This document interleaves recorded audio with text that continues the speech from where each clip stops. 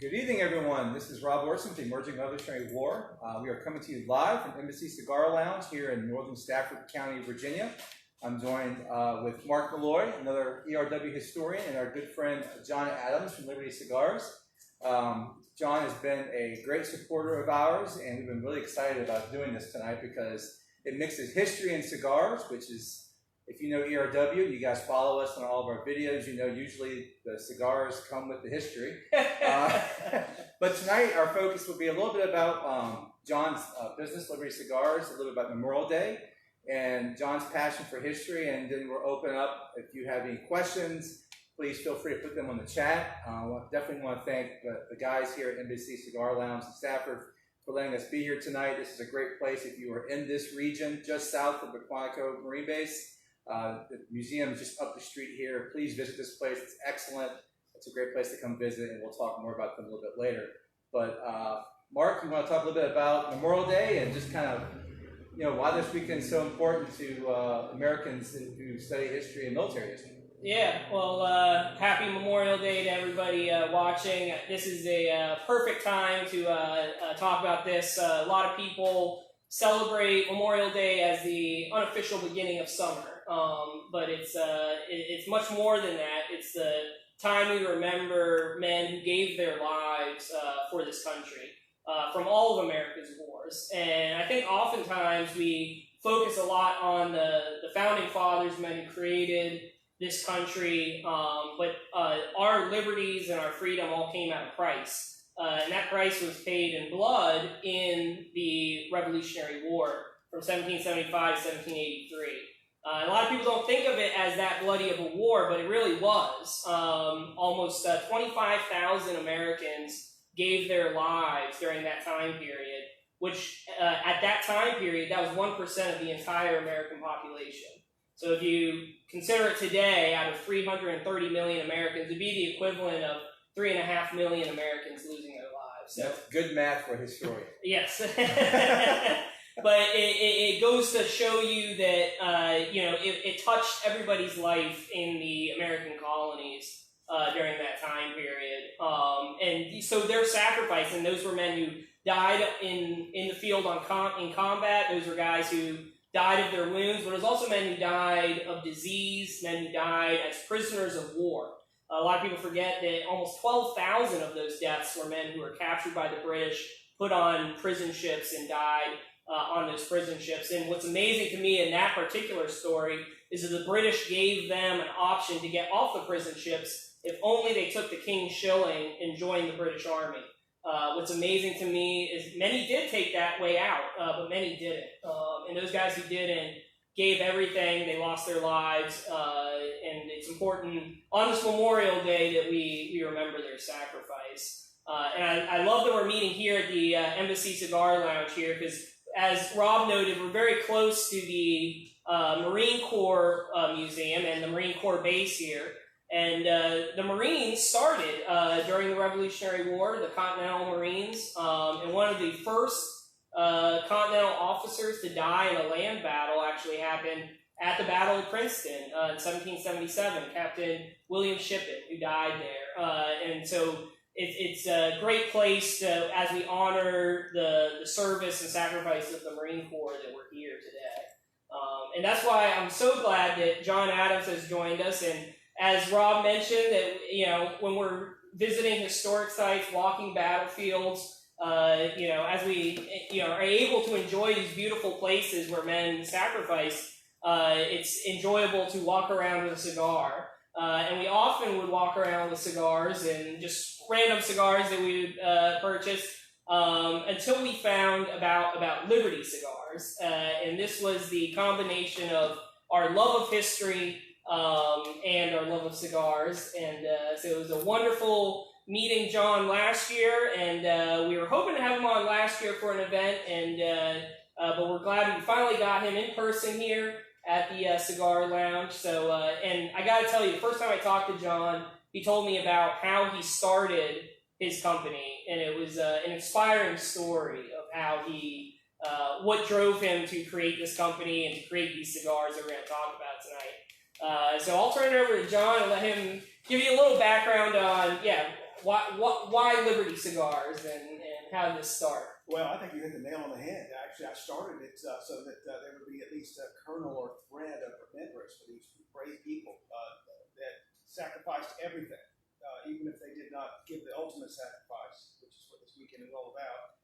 They sacrificed their sacred honor, their fortunes, and their lives out of order there. But in order to make this happen, and I just believe as long as we can have even a thread of remembrance for their sacrifice, that we'll have the courage ourselves when the national emergency occurs, which, given the state of the world right now, can happen at any time. And I just believe that the memory of these folks, the obscure ones in there, like Light Horse Harry Lee and Daniel Morgan and Israel Putnam, they ought to be remembered for their courage and their dedication and their love of liberty. Lafayette is a perfect example of that.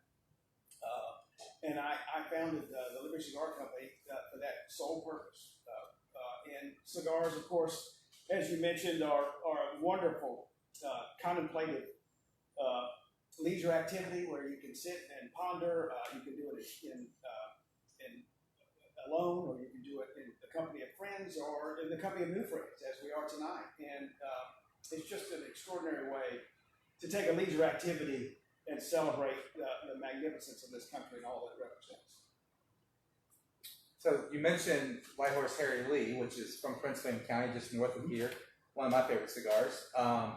You've told Mark and I many times how you put so much thought into each cigar. So talk a little bit about that. So each cigar, I think Mark's smoking the George Washington right now. Right. So let's talk about that for a second. So why did you name that particular cigar for George Washington? What was the thought process behind that? Well, what I did, I started by writing biographies on everybody of significance, all the seminal figures in American history. And I started at 10,000 words, and then got down to 5, and then eventually I broke it down to 3 adjectives which described them, and I took them to the cigar maker, my friend Juan Carlos Jimenez. I call him the second most interesting man in the world because his story is incredible. But anyway, he was the only one that listened to me about what I was trying to accomplish. So George Washington is big and bold. The Nicaraguan leaf is actually the arrow leaf, which is the top leaf. It sits and bakes in the sun, and he was likewise always out there, putting himself at risk. He put himself in the national spotlight, if you will, the sun, and literally risked his honor at every turn. It's imparts all the great things that you think of in the martial world, and that is, it's got leather, it's got almost a steely type element to it. It's got a little bit of pepper to it, which represents gunpowder. All the things that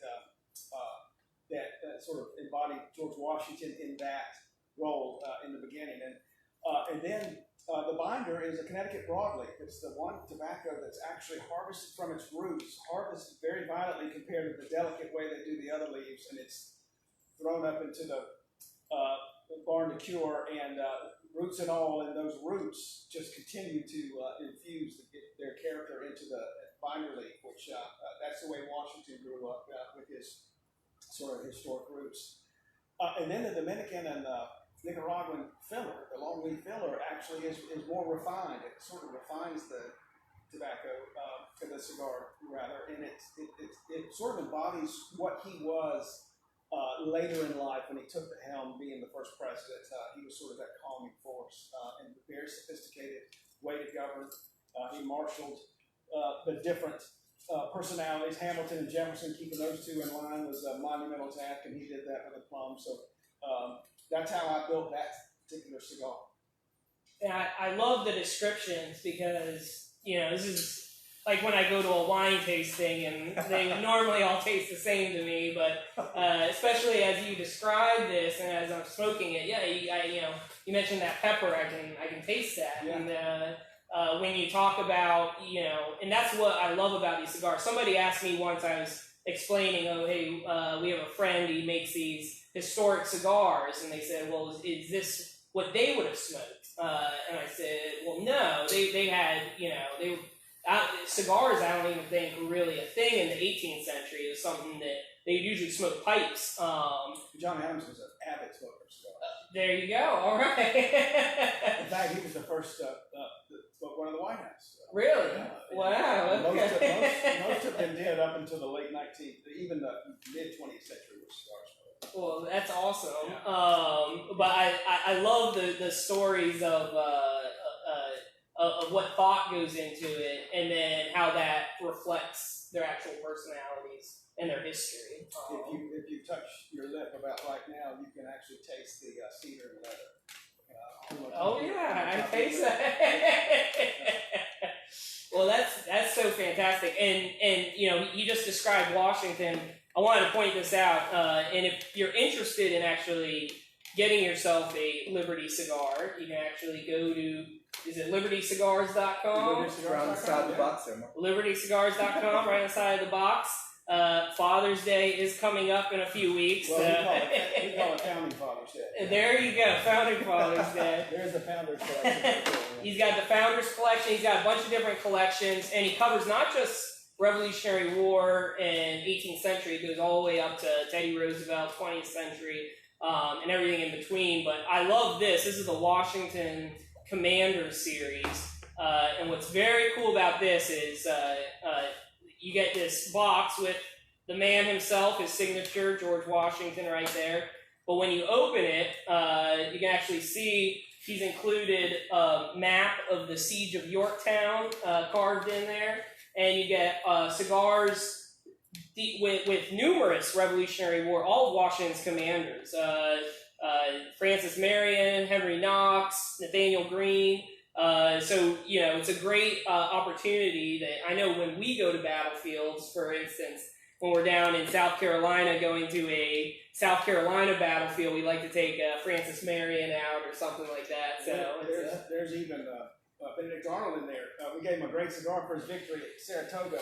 We turned his band up. Oh. Upside down for being a traitor. Oh, no. Yeah. Billy Griffith is a big Arnold fan who's actually behind the camera right now. Loves that cigar. Oh, yeah. He actually is working on a book about Bennett Arnold, so we'll, be sure to send you a copy. I get at least one email a week from a web designer that says, I need to do your web design work because your cigar band is upside down, and I have to email him and tell him it's actually correct.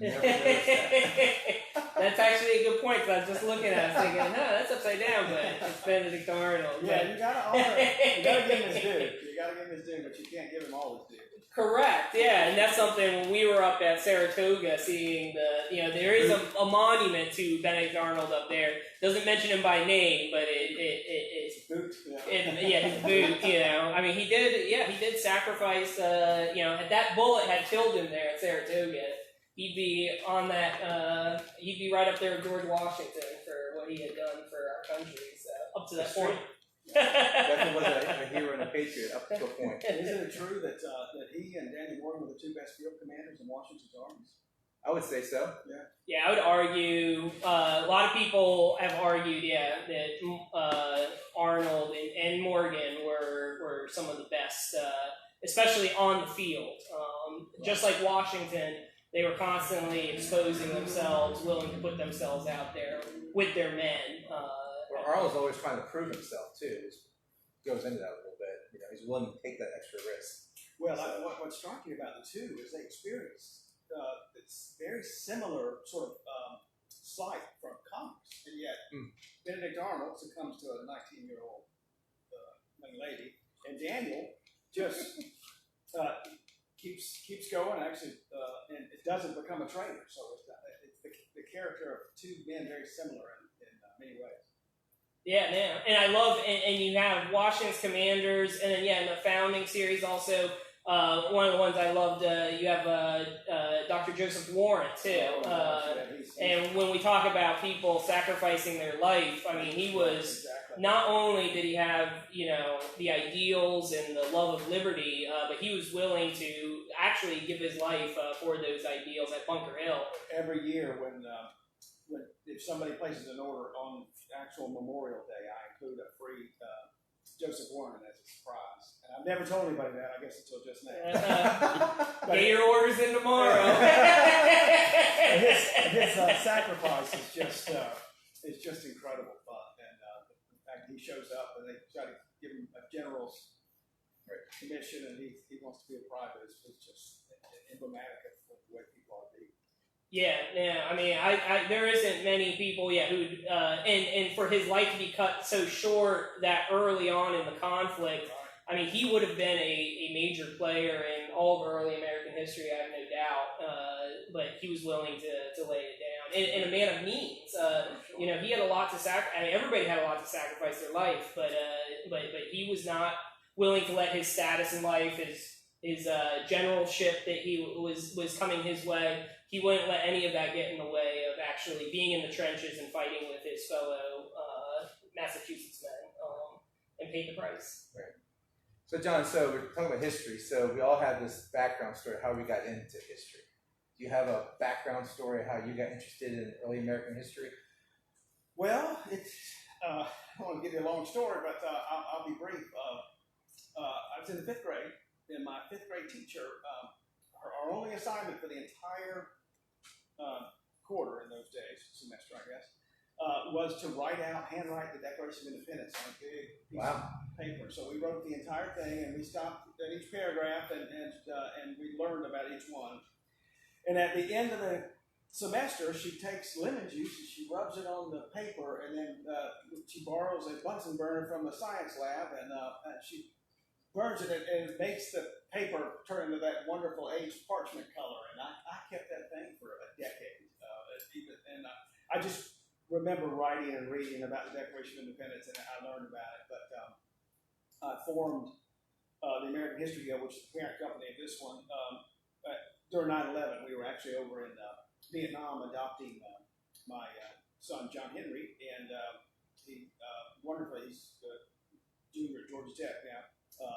But when we were coming back from dinner before we were able to get him, they struck the towers. And I don't remember who it was. I wish I could find out. It was a young man. He was not particularly polished as they were interviewing him, but one of the networks, and it may have been a foreign network, I'm not sure.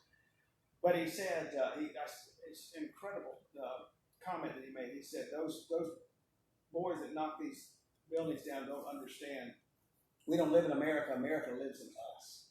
And I remember I turned to my wife when I saw that, and I just said, I've got to make sure that America always lives in us, so that we'll always be in America. And that's why I founded the company. So we do historic development, historically inspired buildings. We teach a lot about architecture, and we do the cigars. We've got a new whiskey coming out that's a surprise that I can't reveal yet. That's tied significantly. It's going to blow you away when I tell you. I'm sorry that I do a tease like that. Teases are great. It's just, you're not going to believe what it is. But we have a couple of children's books coming out. One of them is called The Original Animal House, and it's the White House pets actually tell the story of their time at the White House. So, the first book that we've written is on John Quincy Adams. Lafayette gave him an alligator, which he kept in the White House. Lafayette did his state tour, and John Quincy used to delight, as you know, he was a pious and very sort of, I guess, irritable and peevish man, but he, generally speaking, to the office seekers, and he would send them into the bathroom to be frightened by this alligator in the bathtub. He kept it there for a few weeks. So Old Sawtooth is his name, and he tells the story of Louisa Catherine Adams actually raises silkworms. She literally did. And so he meets Lee Me and seeing the silkworms who came over during the Boston Tea Party. They had mistakenly put mulberry leaves instead of tea leaves in one of the boxes, and so that's how they got here. And they impressed upon Old Sawtooth, who would live to be 70, that silkworms only live to be 30 days old, and so it's incumbent upon them to tell their stories of their ancestry and their family and their history. And so they teach him about their ancestors, and he's astounded when he discovers that the Boston Tea Party ancestors of theirs are hundreds of generations back. So it's fascinating. So we tell those stories, and we're doing one for every president. Really? Wow. Okay. Yeah, Roosevelt's kids, they actually, he would get the army to flood the back of the White House, and they would stage battles, and they would have their hamsters and their gerbils and everything as commanders, and they had wonderful names, and Alice had a pet garter snake called Emily Spinach because she hated her Aunt Emily and she hated spinach, so she named the snake after her. One of the kids, Kermit, had a Algonquin, which was a Shetland pony, and when he was ill one day, his brothers brought him up in the Victorian White House elevator to the second floor, and Algonquin would only stare at his reflection all the time. He was just fascinated with his reflection in the mirror of the elevator, and so Algonquin has a little bit of a Pepe Le Pew type attitude. So, where do you find the time from? well, I'm embarrassed to say I just write when I'm inspired, and so I get. That's great. I have about 30 different projects that are all undone. It drives my wife crazy. She's like, just finish one. But I have Presidents Revealed, which I am done with. It's unknown stories about the presidents, and then we've got a book on cigars coming out called The Virtuous Vice, and it's the 10, although there's 12 virtues, I got to take 2 away. 10 virtues of smoking cigars. Give us one. One of them is what we're doing right now. It's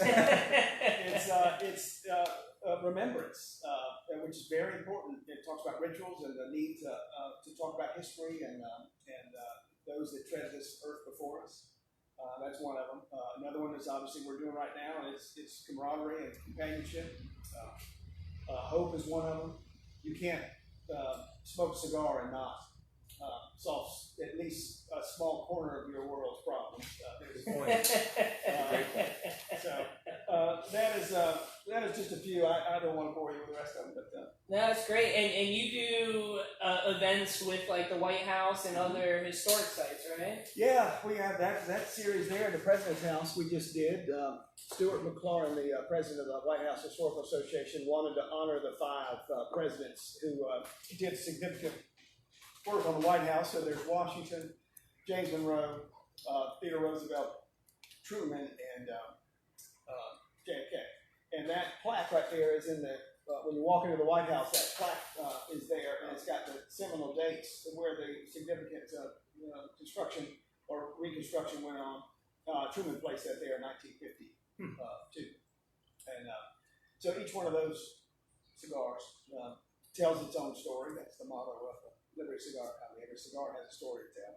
Yeah, and there are so many stories you're telling here, because like I said, I see Theodore Roosevelt, and you mentioned Truman, you got all the founders. I guess what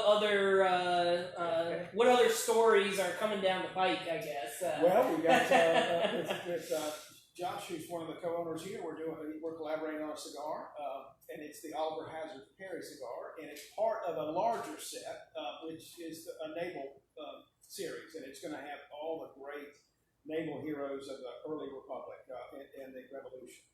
So it's got John Paul Jones. It's got actually the 3 Johns. It's got John Adams, John Barry, and John Paul Jones, who were sort of as a trinity considered to be the founders of the American Navy. And it's got Thomas McDonough and Edward Preble and Oliver Hazard Perry. That's fantastic. Yeah, no, I think that the early period of the U.S. Navy is incredibly important and often overlooked. So I think it's a great way to tell it. It's kind of sad because you look at Oliver Hazard Perry, his line. First of all, when you talked about the prison ships, his father actually, they called him Raymond. Perry, he actually was in prison on the Jersey. Oh, really? Wow. Which out of the 12,000 that you mentioned that died, 8,000 were from that one ship. Mm-hmm. Yeah. And it was just the descriptions there. But he managed to escape, and rather than going far into the wilderness and hiding away, he actually rejoined the merchantmen and got captured again, which was prophetic for him. And they ship him to Ireland, and he eventually, the war ends. He comes back, but he was an extraordinarily brave man himself, and you can see how he had implicated that sort of honor and valor and patriotism in his son. So he marries this wonderful lady who was considered to be the most strikingly beautiful woman in Rhode Island, supposedly, and Oliver Hazard Perry was considered to be a handsome man, but she was of the William Wallace stock herself. So Right. all these wonderful people that came over were of that sort of Scotch Irish, very sort of simple but hearty stock. And she raised two boys. Obviously, his brother, younger brother Matthew, was the one who sailed into Tokyo Bay, and it actually opened up relations with the Japanese, scared them to death. But he had steamships, and they thought they were dragons.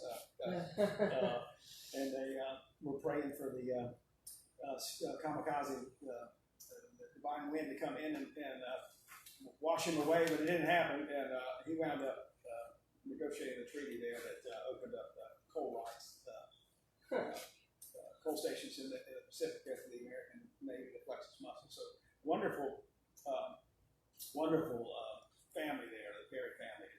We've got to remember them. And that his actions in the Battle of Lake Erie are just absolutely. You sit as young men yourselves and an older man, me. I think what I do, what he did, what I had the courage to do that, and I think that's why these things are so important, especially on a weekend like today. Yeah. This weekend. No, for sure. And I often, when I think of Oliver Hazard Perry, I think of him taking that flag off the ship, the "Don't give up the ship" motto that one of his officers, Lawrence, who had been killed earlier, cried out, before he passed away. Chesapeake, yeah. Yes, and you think of the determination. So they knew the sacrifice that would need to be made, and were willing to sew that phrase onto that flag and carry it into battle. It was a surprise to the crew and the whole squadron. There were 9 ships, including he was on the Lawrence at the time, and obviously that got absolutely pummeled. And then he gets in a rowboat and is rowed a half a mile to the Niagara, takes command of that, and that's where the cigar comes from. He had a disadvantage in the battle early, and that's why the Lawrence was destroyed, in that he didn't have the long guns that the British did, but he had the carronades, which is the short guns, and they were not just small carronades, they were 32-pounders, and he knew that if he could get in close, he could destroy them, and that's exactly what he did. It was incredible. And the cigar is built for that. This is a Brazilian wrapper. I'm smoking a prototype of it right now. It's got that wonderful big pepper that comes in the beginning, which simulates the gunpowder, and it's so powerful when you first light it up. It really assaults the sinuses. And if you have the imagination I do anyway, imagine yourself on that ship with the gunpowder and the smoke and the conflagration just surrounding you, and that's what you feel when you light this thing up. And then the pepper stays throughout the thing, which is emblematic of his personality, but it gets smoother as it goes down. And he became Oliver Hazard Perry was such a quick thinker and so brilliant. He became a diplomat. In fact, he negotiated with the Dey of Algiers and on some American shipping rights. And John Quincy Adams recognized his abilities and eventually sent him to South America where he died, and that's why I chose the Brazilian wrapper for that as well. That sort of wrapper. He actually, unfortunately, died at 34. He contracted yellow fever and passed away. He was buried on the Trinidad in his, which was a British island, and they were worried he had to be buried because it was in August, and they did not want to ship him all the way back to Rhode Island in the middle of the summertime, and so they got permission to bury.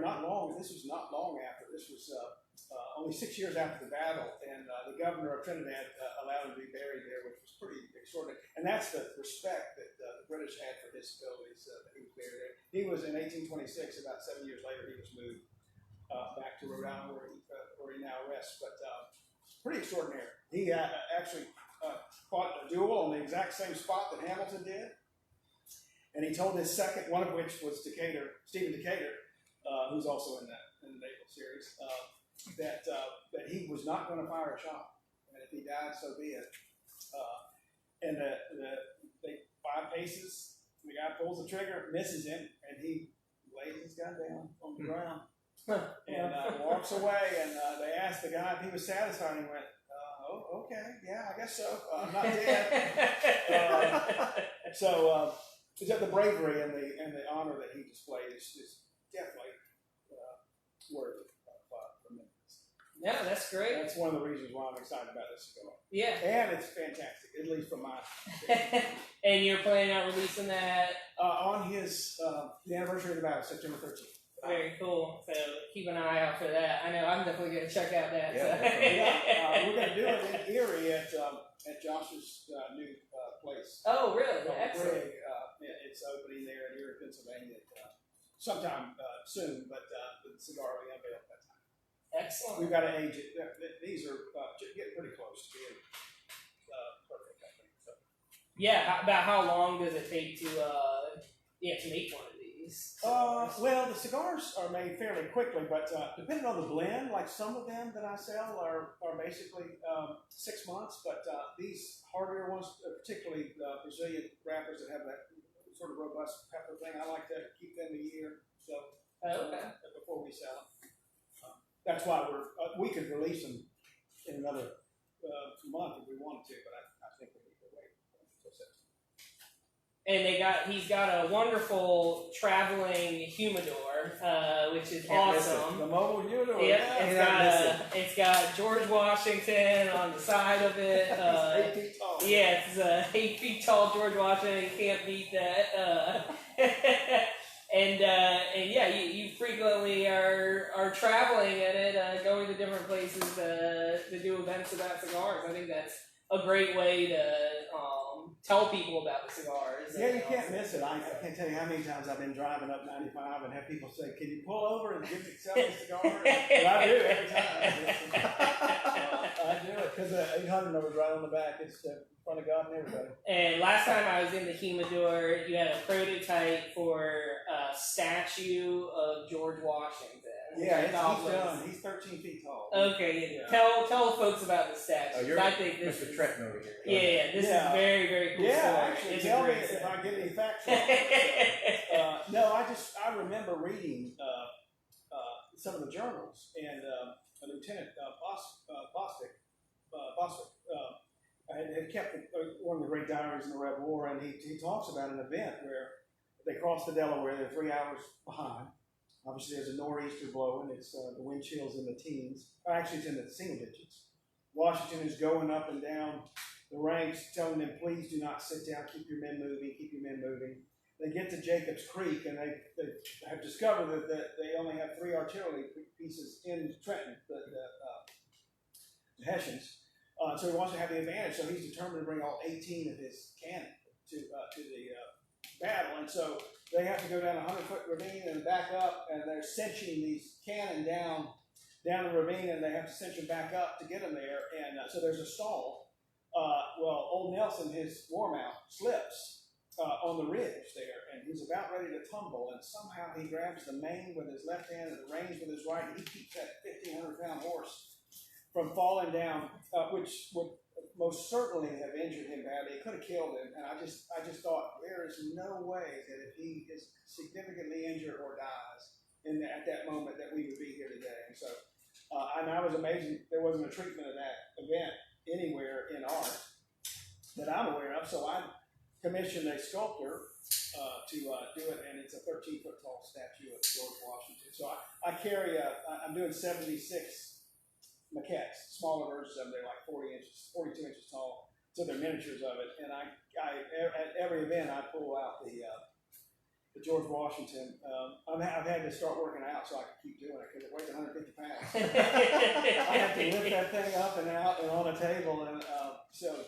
No, it's a fantastic representation of it. And any of you who actually came on our bus tour in November, we actually went right over Jacobs Creek, and I pointed it out that was a significant spot that, Washington almost ate it, but was able to pull the horse up and regain the composure. I mean, Washington was renowned as one of the greatest horsemen of his age. He and Billy, his slave Billy Lee, who would follow him, and I'm sure he was with him at that night as well. Yeah. But and I love the piece of art that he commissioned because in addition to everything you described, it is such a way that when you walk around it, you can kind of see. Oh yeah. Which I thought was so cool because you can actually see, how he like was able to pull the Yeah, horse up, the way so. it's mounted and designed is that when you look at it from the first position,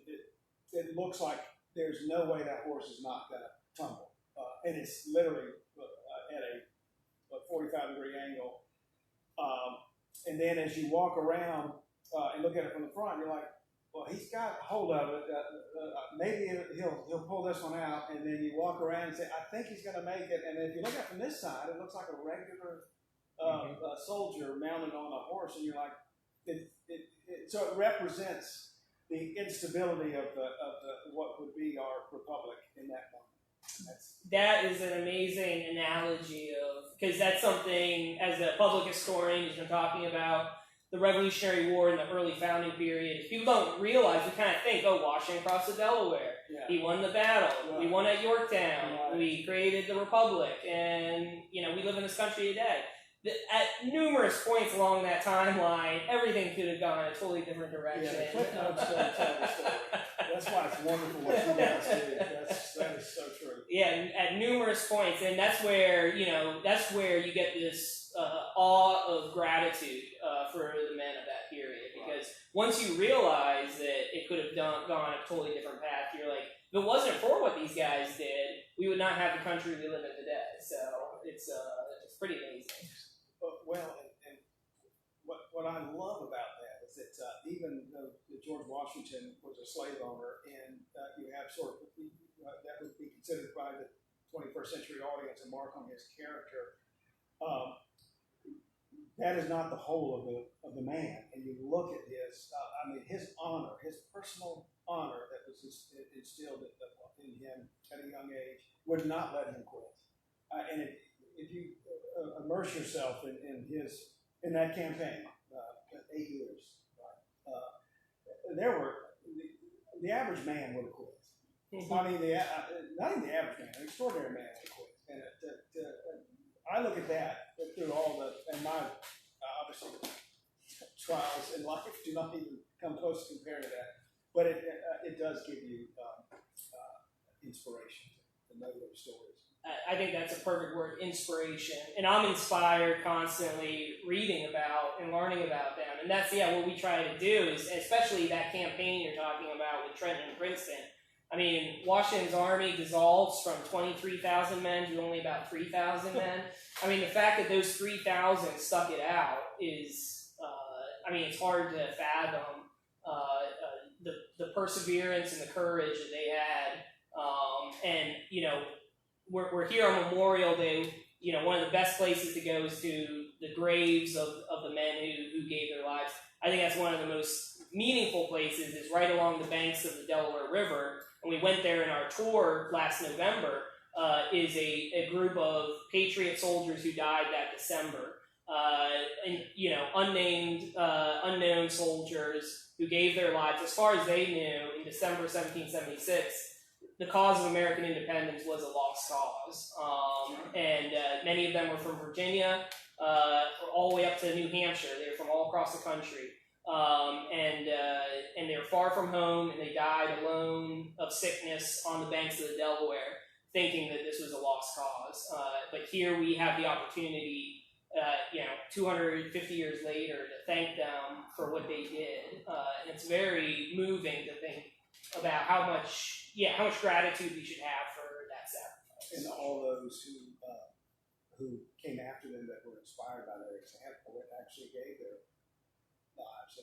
You have generations of Americans, and they constantly are calling back the patriotism and heroism of these guys in 1776. Well, you don't have the stomach or the ability to do it without the aspirational values that were created at the beginning. And I think that's also something to keep in mind too. And you mentioned, these are not perfect people at all. These are simply people, but their sacrifice should be held up, and that's what we honor. And even though they're just people, and we're not perfect in any way, their honor and their sacrifice should always be remembered. Always, I interviewed my historian, Bill Potter, and I interviewed a lot of World War II veterans over the years. Unfortunately, many of them are gone now, but to a man, they were embarrassed by the moniker of the greatest generation. They would always say the greatest generation was the first one, and they would say that the first generation is what gives us the strength to do what we did. And I'm talking about people like Jim Starnes, who was the officer of the day on the Mighty Mo when the Japanese surrendered, and several who stormed the beaches at Normandy. Punchy Powell, who flew his P-47s and P-51s into the German territory, but it's incredible. And I'll give a shout out to my wife's grandfather, who's a U.S. Marine, veteran, fought in the Pacific during World War II. 17 years old, still alive, living out there in Bullhead City, Arizona. And we went and visited him just a few months ago, back around Christmas time, and I made sure I brought some Liberty cigars with me and sat outside and had one with him. He's 97 years old, but enjoyed the cigar, and basically said what you just said, that the greatest generation were the guys that created this country. And it was that, I'm in awe of his sacrifice, his service during World War II. That doesn't diminish. I know, the humility, though, is pretty amazing. That's why they can be fairly called the greatest generation, because they're so humble. Yes. It's astounding how humble they are.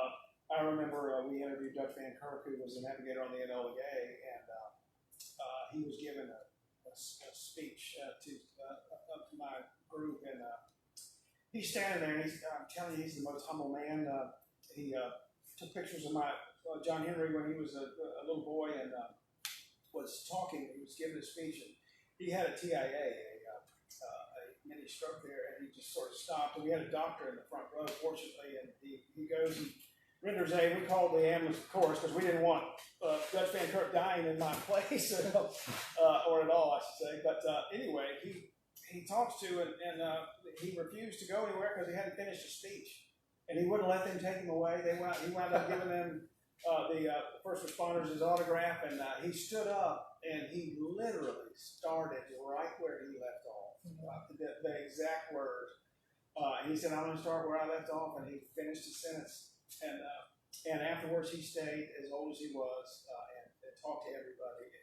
And I remember thinking, I want to be like him when I grow up. Just how humble he was. Sounds like Ed Bars. Yeah, right. Ed's that way too. So Washington, we talked a lot about Washington, which if we let Mark talk about Washington, we'll be here for 6 hours.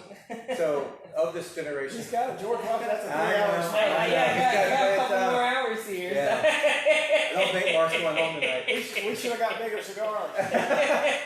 But from this generation of the American Revolution, who do you think is most overlooked that you admire and respect the most? You have a lot of guys in these cigars that are smaller name that most, the general public don't know. I think it's a tie, and it's and for different reasons. I think Daniel Morgan is the fact that he was able to be so humble, and he did not go down the ill-fated path that Arnold did when he was beset with the same circumstances. And then Lafayette. And Lafayette was the opposite spectrum. That guy, I cannot believe it.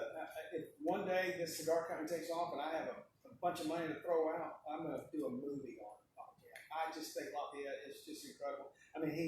He grows up. He's obviously one of the Black Musketeers. He's part of the King's Guard. He comes of age and he has to dance with Marie Antoinette. She humiliates him because he doesn't know how to dance. And he winds up saving her life at least on 2 occasions from the mob. Later, he meets his wife, and he's faithful to her, and she's faithful to him. But he escapes, and the King's Musketeers are chasing him all the way to Spain.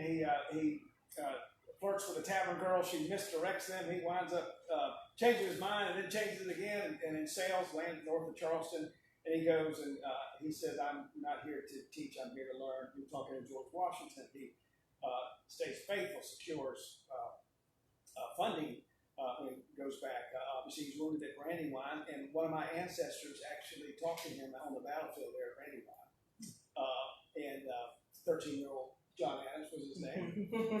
His father died in the Revolutionary War. He was mad that the British killed his father, so he takes his gun and finds the first Marylanders, and then literally goes on the battlefield with them.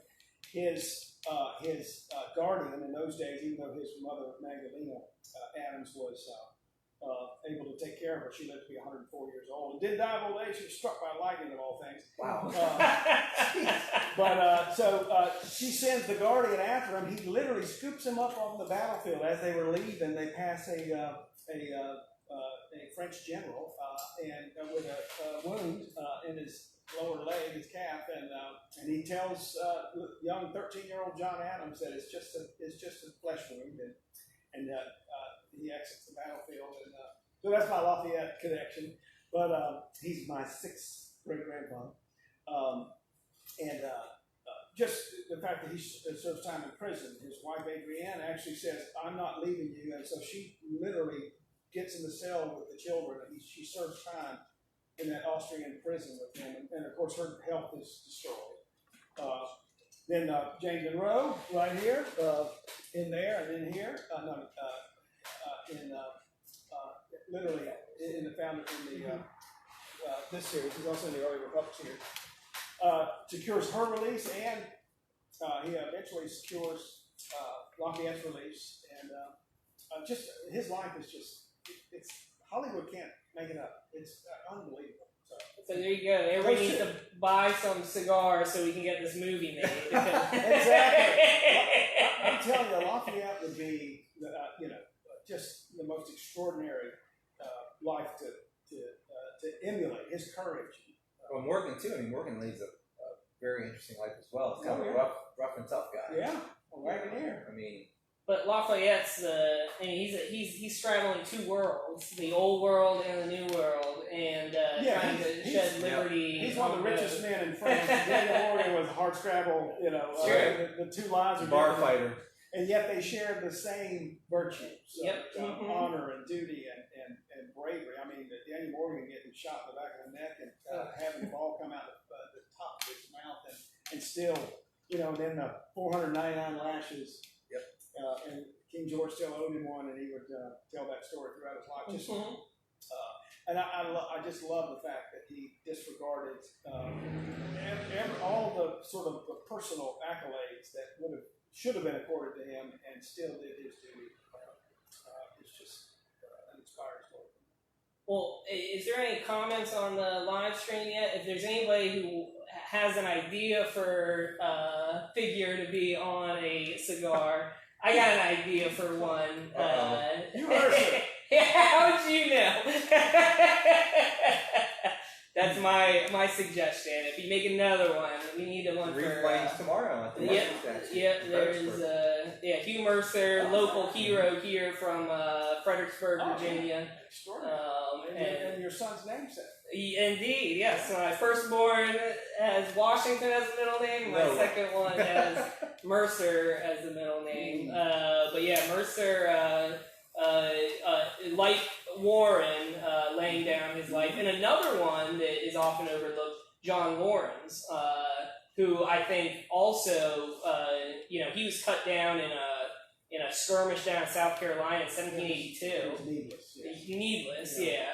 But he had that. I mean, you talk about hunger for military glory. To a reckless degree. Yeah. Even though his father was one of the largest slave owners in South Carolina, he still petitioned to free the slaves. Yeah. He was definitely. He and Alexander Hamilton and Lafayette were in Washington's ear. Yep, they were in his circle. Washington's club, yep. Yeah, I'm sure that he influenced him later in life, which led to the freeing of the slaves, his slaves. Yeah, indeed. His death.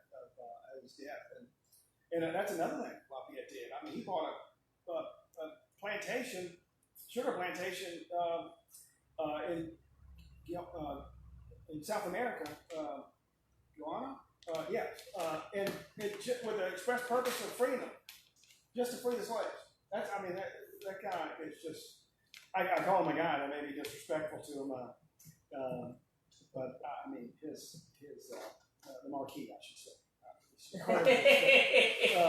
His life is just extraordinary, and you know, his life is the kind of life if you study it, you feel about 2 inches tall. I have done nothing. I don't have. And when he comes back. Well, I was gonna say. Well, the tour is a big thing as a tourist of Revolutionary War battlefields. He goes to all the battlefields, and I love you talk about Brandywine. You know, and just like me, you know, he's at Brandywine, and all these people are asking him, "Where were you wounded? Where were you wounded?" They keep asking him this, and Lafayette at one point gets frustrated, and he says, "Why does it matter? Hundreds of other men were wounded and killed here. My blood shed along with theirs." And it's that humility that's a value that seems to go across many of those men. Of giving that up. So when he comes back and he lands in New York Harbor, when the Beatles landed there in 1964, 8,000 people showed up to greet them. Of course, they're the biggest thing since Elvis. yeah. When Lafayette shows up there, of course, it was 120 years, 40 years earlier, almost to the day. 80% of the population of New York shows up. So 0.01% shows up for the Beatles, and 80% show up for Lafayette. That tells you how powerful he was in the minds and the hearts of Americans at that time. And he definitely, unfortunately, is like a lot of these noble men have been forgotten. Since history has been first truncated and now hopefully not dissolved. But that's why we're here. That's why you're here. That's why I'm here. And I gotta say, I love the Lafayette cigar in that it's the same as the Washington. That's right. It's because Lafayette is Lafayette's the closest thing to a son Washington ever had. And so I thought that was just so perfect. I was actually I worked on his blends. The George Washington, I did 400 different cigars before. In fact, I'm shaking from having too many cigars because I'd smoke like 5 a day just to try to get the blend right because George Washington had to be perfect. And then I got to Lafayette. Lafayette, I was working on a blend for him, and I was actually going to do something kind of unique, and I was like, well, I can't. He's got to be exactly George Washington's blend, only a Toro instead of a Presidente like that. So, thank God I had to work to. I smoked another 400 cigars. Yeah. As much as I enjoy it, you know. Put you on the spot for a brief second I think we get close to our time here, Phil. Phil and Billy are working the camera here. So we know why this is important to study and keep up. What do you think, your personal opinion is, why is this important to keep the memory of these men alive, and what can you learn from them today? Well, it's like a kaleidoscope of reasons. The first one is there is in every one of these men, there is a kernel of you in them that just has yet to be birthed and blossomed. And if you can study these great men and women, I mean the women, Abigail Adams is one of my favorite, one of the more delicious, if I could use that word in a Me Too time. Dolly Madison, of course, she was one of the more popular people in American history as well, especially in her day. She was just absolutely brilliant. And to extract those things, if you need personal honor to be your guiding light and your compass in life, then there's nobody better than George Washington. If you need, fortitude, then Daniel Morgan would be a great example of that. If you need courage, you can think even Alexander Hamilton, storming the redoubt, redoubt number 10 at Yorktown. Just the fact that he was aching to get into battle to prove his mettle. It is ironic that he was chastising his son for being too rash and getting killed one day. Not too long after, he of course does the same thing. But so he had his flaws, of course. But all these men, Israel Putnam, the courage. I mean, he's in Cuba, during the French and Indian War, and he comes upon a slave that is being beaten by his Spanish masters. And he grabs the cane from the guy and fends off all these people who were beating the slave, and he winds up, the slave follows him. He's like, oh, you don't understand. You have to protect me forever now. And he gets on the boat with him and comes home, and that cane was Israel Putnam's cane for ever. And then he wills it to, he wasn't his slave, he was his servant. That courage to act in that moment when the odds were stacked against him, just for the righteousness of the moment, it's inspiring. Even Bennett Arnold, his courage, it warrants it. And then, in his case, the converse is true. This is what not to do. You don't want to compromise your honor for financial gain or prestige or whatever he was seeking. It's kind of ironic. I guess you know where he's in an elementary school in the wall. He's right behind the fish tank. So he has this ignominious burial that's comical. That's also what I find. History is filled with people who don't rise to that moment. Oh, Daniel Sickles comes to mind. Oh, wow. Yeah, I love that guy. You know, he of course is involved in in getting Central Park done in New York. I mean, he was a very influential man, but he was, and then he obviously in the Civil War, before that, he kills Francis Scott Key's son, and he's the first person who insanity defense, who actually claims temporary insanity, and that's the first case in history where that is a successful case. Gets freed, then in the Civil War gets his leg blown off. He's of course smoking a cigar as he leaves the battlefield, and then after that he has a dalliance with the Queen of Spain, Isabella, and he tries to get wrest Cuba away from her, and his life is just absolutely delicious too. And he's one of the great scoundrels of American history. I love that guy. Any idea of moving into Civil War cigars? I began, and I was going to go in sequential order, but then I got approached by the White House to start doing the presidential series. So I did the Early Republic, which is the first 6 presidents, and I was going to do them in order. The Jacksonian Age is actually done. I haven't released it yet, but that's the next 6 presidents. So there'll be, I'm sorry I don't have a Hugh Mercer yet, but I'm going to have a Mark Van Buren before that, unfortunately. Okay. But we'll, I'm doing that, but yes, we're doing, the naval series is kind of focusing on the War of 1812, and then of course the Rebel War, and then the Marines at the same time period, the Army. So I'm doing that, all the branches. The Space Force is going to be interesting. Oh, yeah. So, Phil, are we any questions? Are we good to go? Everyone's just watching Smoking Cigars at home. Yeah. Great holiday weekend. Yeah. Any last thoughts, Mark, before we wrap up here? No, I want to thank John for coming on with us. Thank him for his work here. I want to encourage everyone, if you enjoy cigars, definitely check out libertycigars.com.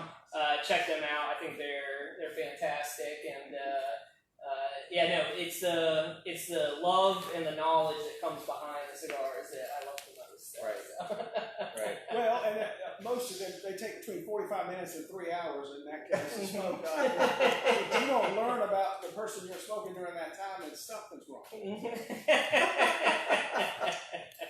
Well, thank you, John. Thanks for being here. Thank you to Embassy Cigar Lounge for having us here tonight. And if you're in this region in Virginia, check this place out. It's a fantastic place. Right off Jefferson Davis Highway. Right off Route 1 out here, 95 right behind us. Marine Corps base is right next to us. Mark had to throw in Jefferson Davis Highway for a little bit longer here in Stafford. But we'll be back with ERW Live in 2 weeks, here on Sunday night at 7 o'clock in 2 weeks. It's the 250th anniversary of the Gaspee affair. Often overlooked, but one of the build-ups to the breakout of the war in 1775. And remember, we are your home for the 250th anniversary of the Revolutionary War. So. And we also have our symposium coming up in September and our bus tour, which we have, I think, 6 tickets left. which is November 11th through 13th. That would be Phil Greenwald and Billy Griffith, who are working the camera tonight, covering Valley Forge to Monmouth. We had a great tour last year of Trenton and Princeton. We're going back to Jersey and Pennsylvania this year, but looking forward to that as well. So thanks again, John, and thanks Embassy Cigars, and thank you all. Take care. Thank you.